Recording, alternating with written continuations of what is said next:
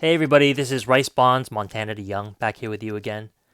It's been a while since I've talked to you guys, just been busy. It's the same story. I start the video, I feel like every time now with that.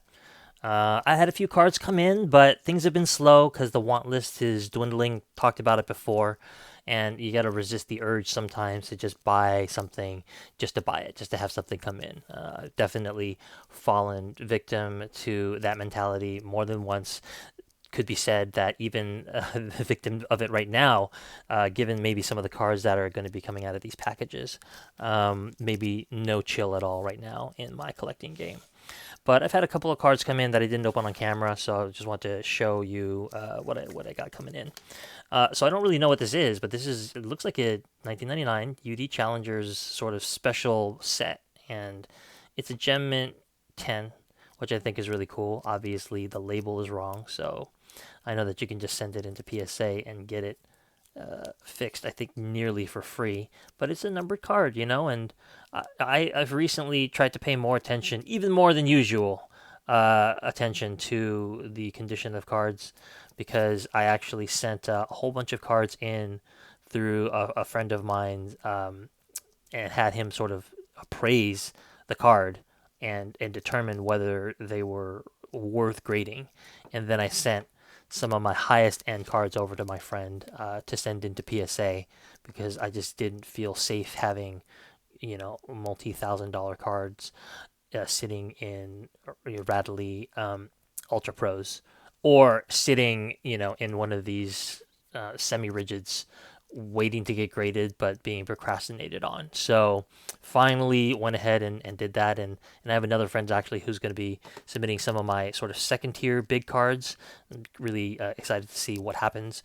Obviously, if you're going to pay $100 to grade one card, it better be a huge card, right? It better be something worth it. So I just selected a handful of cards to do that with, and then another friend of mine has won like the lottery and gotten $50 spots, and he was gracious enough to share it with me. So I've sent some cards to him as well. Those are going to be economy, and apparently that takes much longer. So I've had a couple of other cards come in. I don't know what else is here. This was actually one that I forgot to show off.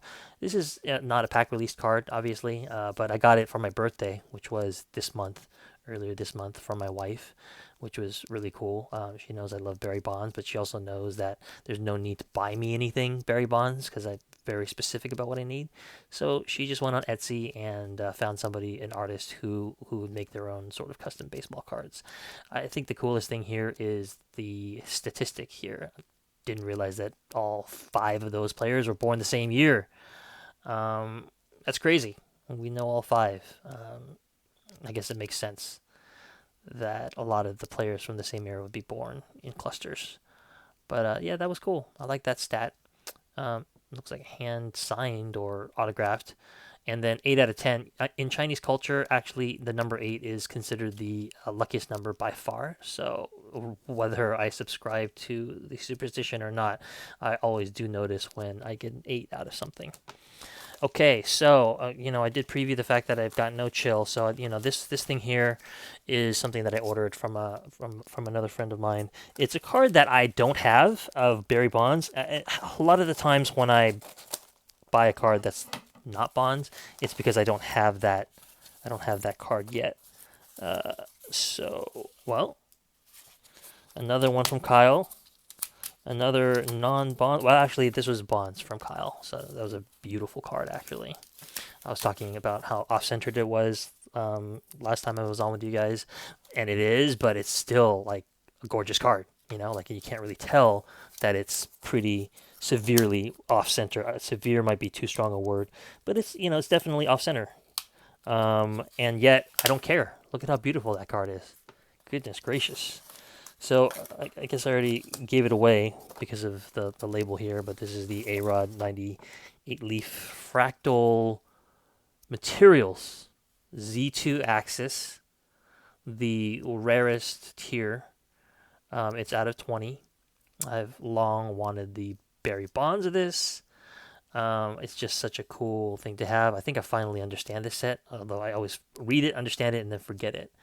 but I'm looking for the berry bonds of this. And once I have the bonds, then it'll be much less satisfying to have the A-Rod. But until then, I'm happy to have this. I want to take it out and look at it up close. And the material that's used for the bonds version of this is the same. It's what is this, vinyl? I'm not really sure what the actual substance is, what this material actually is. But yeah, it's not wood, which is I think the coolest. So that's just to get the non-bonds out of the way and the cards that have come in. I kind of took a peek at one of the cards that that had coming in. Checked it on eBay to see what it was. So I do have an idea. One of these is going to relate directly to this Topps Finest situation that I have back there for you guys today. So let's see. Oh yeah, one more card that came in is, as you know or may not know, I'm working on the master set of Ultra for Barry Bonds, especially in the 90s, and I just love the gold medallions that actually were gold medallions. I wish they would return back to that and make, like, I don't know, platinum medallions way rarer, but gold medallions still rare enough for people to chase and be really happy with when they get it. So I've just been looking online, try to find stuff that I don't have at a price that is reasonable. And it's not that easy anymore because I feel like the investor class is once again beginning to pay attention to bonds cards, and they're kind of getting out of control price wise. But I got this for what I would consider a very, very good price. Whoa.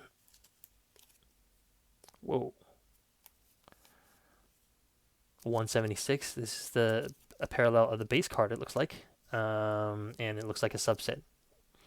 But maybe it's just regular base. I'm not really sure. But it's cool. It's out of 125. Just paid a couple of bucks for it. It's rare to get a card under 200 for just a couple of bucks of bonds in the 90s. So I was very happy to get that. Very cool to get that. All right. What else do we have left? So this is a very, very modest mail day. There's not going to be anything earth-shattering. It's just getting in the occasional card that I've been meaning to get until something just massive and absolutely necessary comes by. Okay, now you see why I have that autograph out over there. This is the gold refractor parallel, I guess. There's also a regular non-gold refractor of this, so I'd like to get that as well and get the full rainbow. The gold parallels are out of 199, and I think I waited too long to go after these.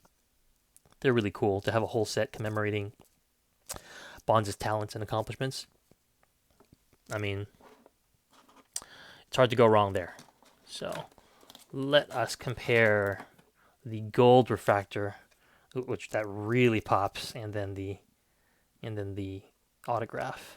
Interesting, huh? Interesting how much more the gold refractor pops. It's a beautiful card. This is one of my favorite cards just because it's a rare pose to see Bonds in full sprint. So I thought, this is a autograph I'm keeping for life. It's one of those cards that I don't know. I've been looking through my collection. Autographs, certain autographs that I've picked up in the past year or two, are for whatever reason my favorite Bonds cards. They're the ones I would keep.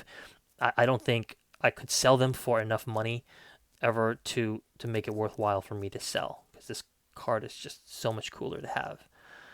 The autograph is spectacular, and the card itself is pretty great as well. So happy to have that in. I would love to get the regular refractor sometime and get the rainbow. I assume that there's the non-refractor too. I could be wrong about that. All right, last package. I don't know what's here. It's gonna be a total shock. What do we have here? Ooh, oh yeah, cool. So, yeah, this is the black parallel to the base set of Topps, I believe. I think in 2001 they started the black parallels, and in 2001 it was the 50th anniversary of Topps, so they numbered their black parallel out of 50. In 2002 it was 51. 2003 it was 54. 2004, or you know what I mean. In 2001, it was 1. It was 50. In 2002, it was 51. 2003, 52. 2004, 53. 2005, 54. So confused myself there. Pardon, I've been running on about 2 hours of sleep. But yeah, somebody in the Facebook group that I'm in, a collector of Rockies cards, just a really really um, passionate collector of all Rockies cards, described this set to me, and I've since taken notice. I think it's pretty cool to have. Like, yeah, I do want the refractor, but in some ways the parallel of the base um, is as satisfying or more satisfying to have a card that's numbered so low out of 50. I love it, and it's a nice looking card too. I have to look at one of my Emerald Nuts cards because I feel like maybe they use the same picture, a very similar picture. I don't know. Let's just see. But I'd like to get the one in 2001 out of 50, and 2002 out of 51, all the way through. Get all the black parallels for when Bonds was playing. The only thing I wish this would have been would be from 2004, because he won the MVP in 01, 02, 03, and 04. This is a picture in the 05 set, but this picture must be from the 04 MVP season, his last MVP. So, not bad, not bad. This is the coolest card, or at least the most expensive card of the Bonds that I picked up recently. This is a card for collectors. It's not a card that investors really care about. The idea is that it's not a refractor. It's not shiny. It's not prestigious. It is not something to show off to anybody who isn't like a super card nerd. So I was hoping that the prices for these would be a little bit more modest. And I guess modest is in the eye of the beholder nowadays. But I felt like I got this for a decent price. And for those of you who notice that I'm always focused on price, I am. I enjoy a card more when I get a good deal on it. It's just part of the core aspect of the hobby for me. So, okay, well, don't really have much more for you guys. I don't really have any major cards coming in, I don't think, but we talked about before how when it rains it pours. When the big cards come, they tend to come in bunches. Who knows whether I'll even be able to afford them. There was just a Bonds autograph out of 50. They just went for like almost $1,800 before tax. SP signatures that I've been looking for, but obviously I'm not going to pay that much for that. So may have missed the boat on that one. We'll see. I've been in this game long enough now to know that things truly do ebb and flow, and there's almost never a reason to panic. You can almost always find a card later for cheaper than you did before, with just very few exceptions. So yeah, I just brought this up because it was a Topps Finest sort of theme. This card I sent over to my buddy to evaluate, and I think because he didn't think it was going to be a slam dunk 10, he sent it right back to me. And I think I'm going to submit this myself to CSG. I like their slabs. I respect the company. I think that they are really tough grades. So if this card is like an 8 or a 9, I mean, with CSG, I wouldn't be surprised if basically I would top out at a 7, maybe 8 for a lot of these cards. Because even cards that I thought were nearly gem mint apparently had these little flaws to them that you needed a loop to see. And they were pointed out to me specifically so that I knew why the card was deficient and not deserving of a 10. But it just makes you really appreciate much more the quality of a card that does get a 10. I mean, you really, like obviously there's variances. This is a human pursuit, so you're always going to have variance and inconsistency. But to have a card with no scratches in the front, no scratches in the back, no dings on the corner, in a full bleed card like this, no chipping on the edges, it's hard to do, even for a recent set that does not look particularly condition sensitive from what I can tell. Okay, well, thanks for watching, guys. Until next time.